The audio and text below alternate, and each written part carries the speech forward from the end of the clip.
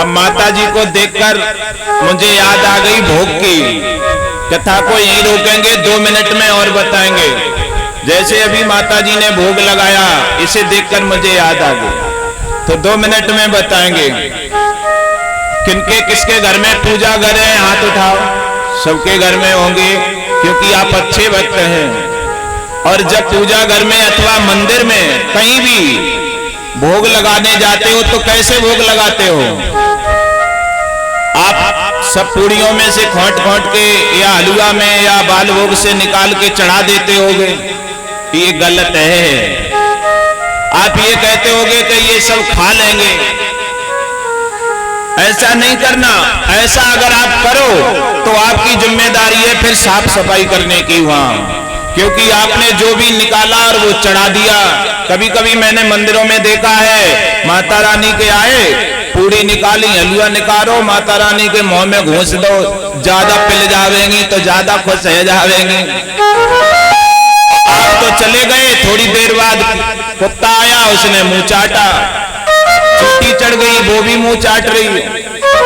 अगर आपको मुंह में भोग लगाने की जिम्मेदारी है तो आपको माता के मुंह को धोने की जिम्मेदारी है, तो ठीक है।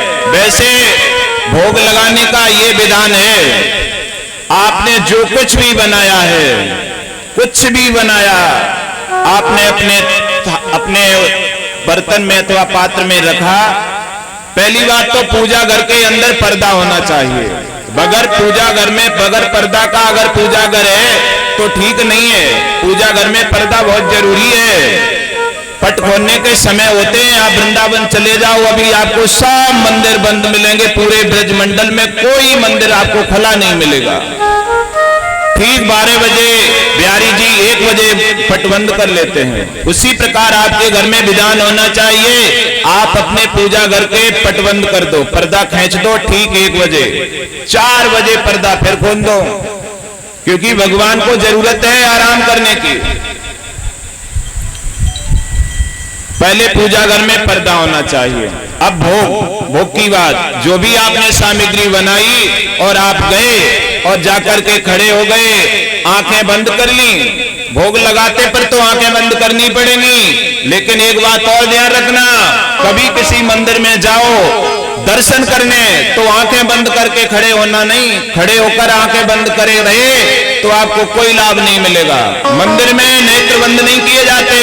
मंदिर में केवल नेत्र खोलकर दर्शन करने चाहिए भगवान के। और भोग लगाते समय पर नेत्र बंद होने चाहिए और खड़े हो जाइए और कहिए, हे भगवान, आपकी वस्तु आपके समर्पित है।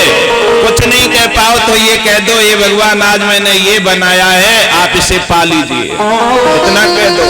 इतना ही कहते समझ लो आपका भोग स्वीकार भगवान ने कर लिया। हजारों भुजा वाले हैं, हजारों मुंह वाले हैं, चराचर ब्रह्मांड में निवास करने वाले हैं। एक बार भक्ति से कह दो, तत्काल भोग लगा लेते हैं। आपका ये भोग स्वीकार हो गया। और वही फिर प्रसाद, अपने जो सामग्री ज्यादा बनाई है सब सामग्री में डाल दो। सब्जी में, जल में, रोटी बाटी सब उसी में मिक्स कर लो, वो प्रसाद बन जाएगा। अगर न मानो तो आज करके देख लेना, आज ही करके देख लेना, वो प्रसाद बहुत स्वादिष्ट बन जाएगा, खाने में बहुत अच्छा लगेगा। ये विधान होता है भोग लगाने का। अब एक बार बोल के दिखाओ, राधे राधे, जोर से एक बार संग बोल लो। जय जय श्री राधे श्याम।